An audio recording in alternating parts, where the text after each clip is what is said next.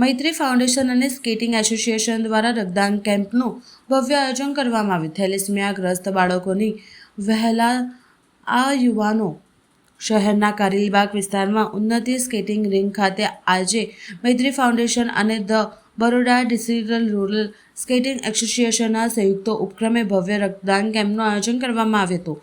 સામાજિક જવાબદારીના ભાગરૂપે યોજાયેલા કેમ્પમાં વડોદરાના યુવાનોએ ઉત્સાહભેર ભાગ લઈ રક્તદાન કર્યું હતું। મૈત્રી ફાઉન્ડેશન દ્વારા દર વર્ષે નિયમિતપણે રક્તદાન શિબિરનું આયોજન કરવામાં આવતું હોય છે।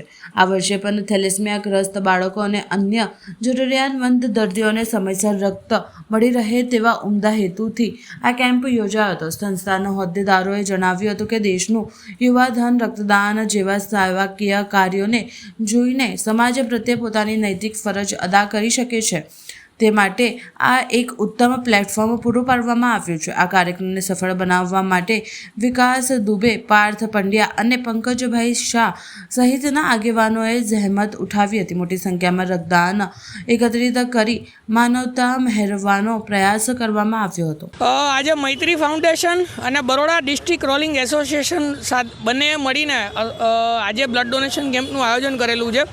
દર વર્ષે મૈત્રી ફાઉન્ડેશન બ્લડ ડોનેશન કેમ્પનું આયોજન કરતું હોય છે એની જેમ જ આ વર્ષે પણ બ્લડ ડોનેશન કેમ્પનું આયોજન કરવામાં આવ્યું છે।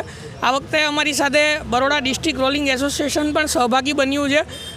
દેશનું જે યુવાધન છે એ દેશને બ્લડ ડોનેશન અને આવા સામાજિક અલગ અલગ રીતે મદદ કરી અને દેશને મદદ પૂરી પાડી શકે છે।